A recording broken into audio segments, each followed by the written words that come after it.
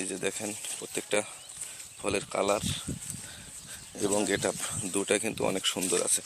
এই যে দেখেন সব জায়গায় কিন্তু ফল পড়ে আছে, ফলের কিন্তু কোনো ঘাটতি নেই। এই যে দেখেন শুধু ফল আর ফল চারিদিকে। তো আমরা একটু দাদার সাথে একটু কথা বলবো, আসলে দাদার মনের অনুভূতিটা কি। দাদা কেমন আছেন? ভালো আছি।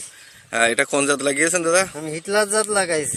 এখন গাছের অবস্থা বা ফলের এদি আপনার মনের অনুভূতিটা কি দাদা? খুব ভালো, মানে হিটলার ফল আমার বাঁচিয়ে দিয়েছে। আমি আশা করছি যে হিটলারের পরে কোনো বীজ হয় না, মানে অন্য বছর যে জাতগুলো চাষ করেন তার খুব ভালো লেগেছে। ভালো বীজ। হ্যাঁ, হ্যাঁ, খুব ভালো। তো আপনার এটার বৈশিষ্ট্য মানে এটার কোন দিক দিয়ে আপনাকে বেশি আকৃষ্ট বা ভালো লাগছে? কোন উঁচু এবং কালার, মানে শেপ কালার দুটাই সুন্দর থাকে। সুন্দর থাকে। যেটা আমরা বলছিলাম সেটার সাথে আপনি কি হ্যাঁ, কথা কাজে হ্যাঁ, কথা কাজে মিল পাইছেন, তাই তো?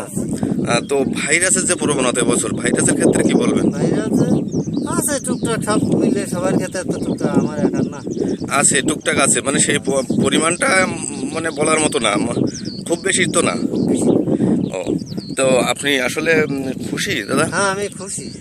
আর এই জাতটা যদি অন্য কেউ চাষ করে তাহলে কি তারা লাভবান হবে? লাভবান হবে, অবশ্যই অবশ্যই। ধন্যবাদ দাদা, আপনাকে অনেক অনেক ধন্যবাদ আপনার নাসেবি সিডের সাথে থাকার জন্য। আমি আরেকটু দেখাই দাদা, দেখেন ফলগুলোর কালারটা দেখছেন তো? অবশ্যই দেখেন আপনার কালার এবং উঁচু, ফলগুলো প্রত্যেকটা ফলই উঁচু এবং কালারটা অত্যন্ত চমৎকার একটা কালার দাদা। শুধু ফল আর ফল দেখা যাচ্ছে দাদার ক্ষেতে।